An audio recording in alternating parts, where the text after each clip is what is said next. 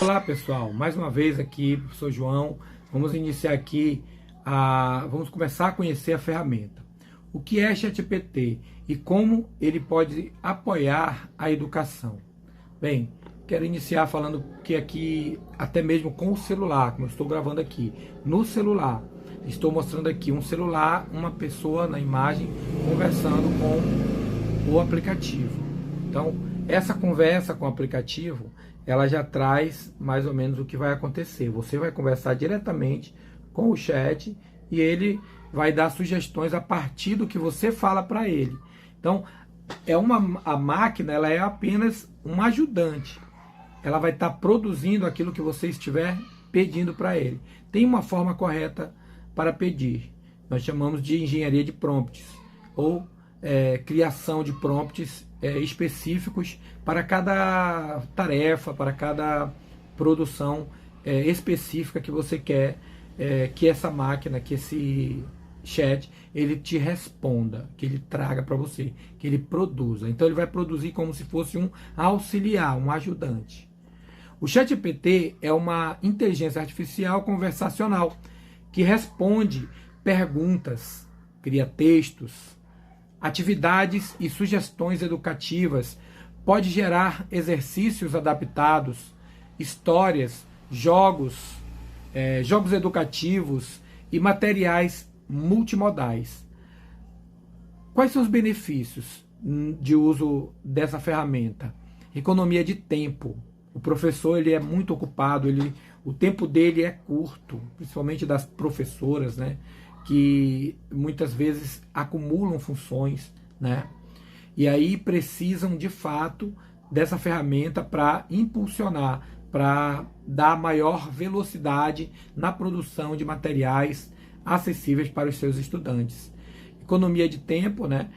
Personalização, então muitas vezes você vai precisar, hoje com a demanda de pessoas com deficiência, de culturas diferentes, como estrangeiros, né? Pessoas, crianças, né, que vêm com diversas informações culturais, religiosas, e que você precisa muitas vezes adaptar a atividade e personalizar para que você consiga atrair a atenção e tornar essa aprendizagem mais agradável, mais atrativa para as crianças. Inclusão, né, para poder produzir material diverso, né, para incluir as pessoas com deficiência principalmente. Flexibilidade de uso, né? E a flexibilidade de uso que você pode estar usando no celular para produzir uma atividade. Veja, você pode produzir uma atividade com o uso do ChatGPT, você pode estar produzindo jogos interativos que você vai estar combinando com outras ferramentas também tecnológicas para produzir esses jogos e compartilhar com seus alunos. Isso é realmente um avanço muito grande que nós podemos ter na educação. Importante nós aliarmos, né, a tecnologia com a mão de obra do professor, com o conhecimento que o professor tem. Então, como baixar, instalar e acessar o ChatGPT? Eu vou estar deixando o link aqui abaixo para vocês também acessarem diretamente a OpenAI, que é a criadora do ChatGPT, e tá se cadastrando no site. É simples, é gratuito, tem o pago também, mas só com o gratuito nós já conseguimos bastante coisa. Crie uma conta com e-mail ou login do Google, né? Você pode estar criando a sua conta direto com o login do Google. Configure preferências de idioma e notificações. Então você vai estar programando esse ChatGPT para as suas preferências. No nosso caso, a gente trabalha com educação, nós vamos estar sempre falando com ele sobre isso e ele vai se autoprogramando de acordo com as suas necessidades. Você pode também programar, inserir documentos, né, livros, pesquisas, e ele vai fazer a leitura e vai se alimentar daquilo. E se você quiser programar ele para pedir somente aquilo que você está alimentando, ele vai desenvolver somente com o que você está alimentando ele. Acesse pelo navegador ou baixe o aplicativo oficial. Mantenha informações seguras e não compartilhe, isso aqui é muito importante, não compartilhe dados pessoais dos alunos. É muito importante não estar compartilhando dados específicos dos alunos, né? Nome, endereço, número de documentos, né? Não é importante não estar fazendo esse compartilhamento, tá? Ponto 3, né? Princípios fundamentais do desenho universal para a aprendizagem. Aqui é onde eu me encontro. Eu sou apaixonado pelo desenho universal para a aprendizagem. Ele não é uma solução para todas as coisas, mas ele é uma prática, né, que vai ajudar muito, muito mesmo no desenvolvimento da inclusão dentro da sala de aula, tá? Do processo de inclusão. Então é muito importante você atentar para isso aqui, porque o meu chat, eu já programei ele com muitas informações sobre o desenho universal para a aprendizagem, né? Eu pedi primeiro que ele pesquisasse, e ele foi pesquisando, ele mesmo já trouxe muitas informações que eu já conhecia dos cursos que eu fiz, dos livros que eu li. Então, e depois eu fui inserindo manuais, livros, vários documentos que falam sobre o desenho universal, principalmente os documentos dos cursos que eu fiz, né? Esses documentos dos cursos é muito legal você colocar, porque no meu caso, como eu fiz o curso, eu estou bem, eu conheço bastante, né, desse assunto.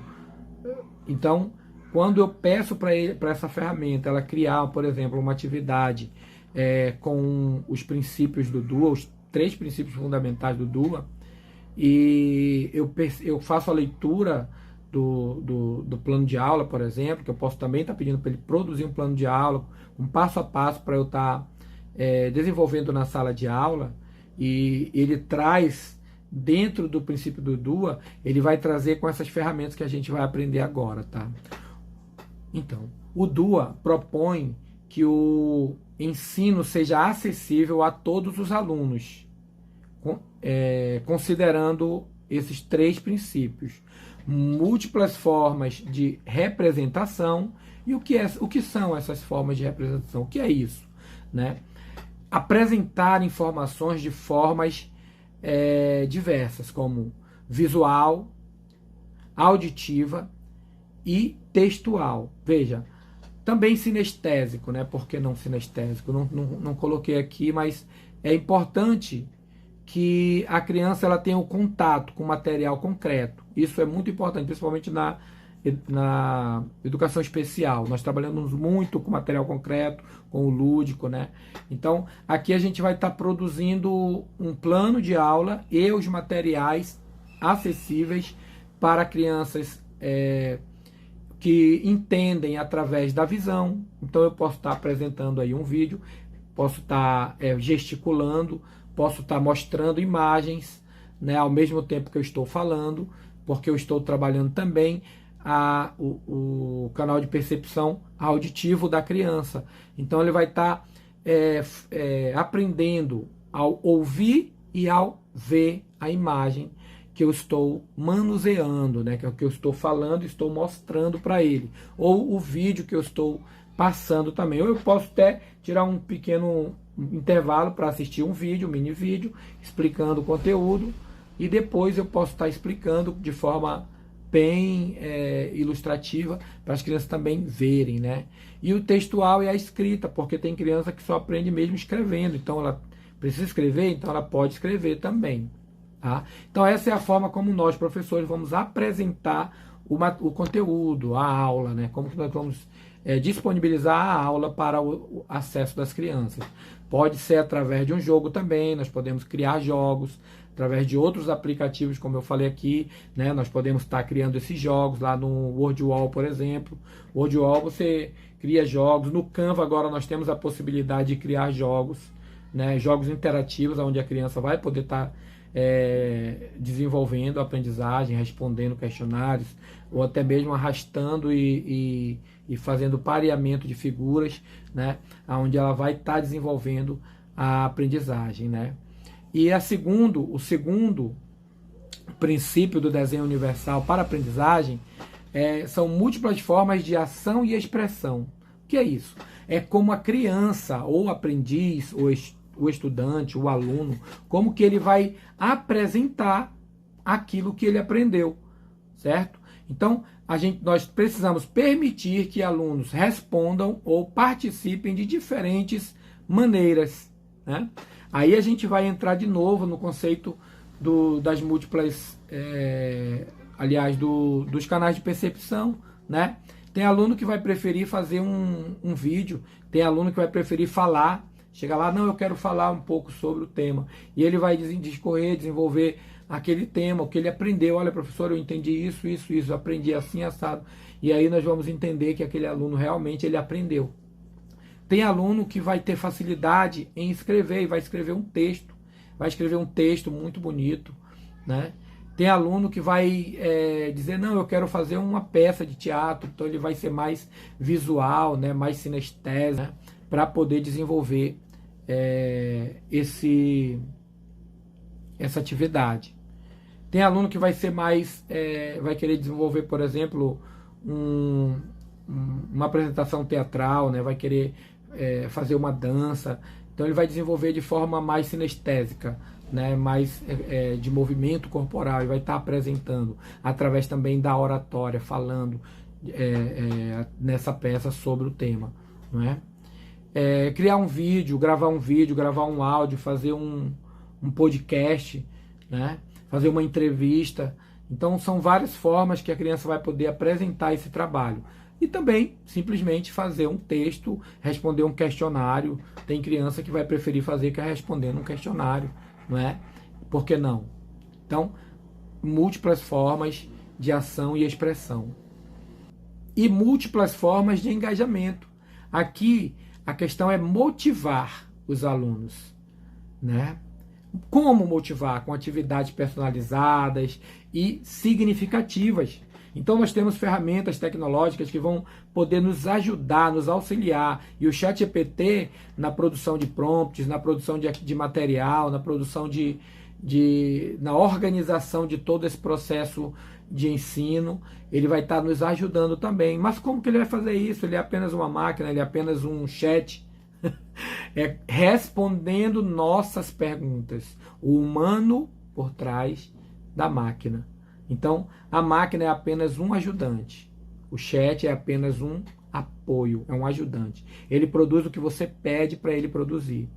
E se você inserir arquivos, ele vai e disser para ele que quer que ele produza com base nesses arquivos, ele só vai produzir o que tiver nesses arquivos. Então, a minha produção científica,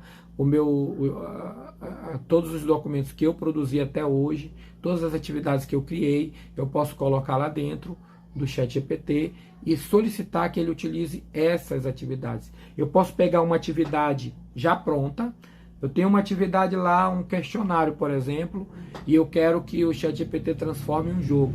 Eu simplesmente bato o print, eu pego ele em PDF e lanço lá no ChatGPT e solicito, claro, especificando, né, com bastante clareza o que eu quero. Eu quero um jogo com respostas de múltipla escolha, com 3 opções de erro, que ele pode errar, e 1 de acerto. Então, a questão vai ter 4 escolhas, e ele vai tentar a primeira vez, vai tentar a segunda e vai tentar a terceira. Então, se ele errar a terceira, ele já vai saber qual é a resposta correta, não é? Então, não vai ficar frustrado, porque ele vai ter outras tentativas para conseguir para conseguir responder corretamente a pergunta. E para responder, ele precisa conhecer o conteúdo. Dá para entender que é simples assim? Eu vou dar um exemplo aqui prático, um exemplo de aplicação. Usar imagens e pictogramas em uma atividade de leitura para alunos com dificuldades de compreensão. Então, o aluno tem dificuldade de compreensão, como uma pessoa com deficiência intelectual, ele vai poder responder, poder participar de toda a aula, participar das atividades. Por quê? Porque é cientificamente comprovado que ele é mais visual, ou ele é mais sinestésico, ou ele é mais auditivo, ou ele é mais visual. Ou seja, o professor conhece o seu aluno, ele sabe que ele é visual, que ele conhece os pictogramas, porque ele já foi desenvolvido com esses pictogramas na comunicação alternativa.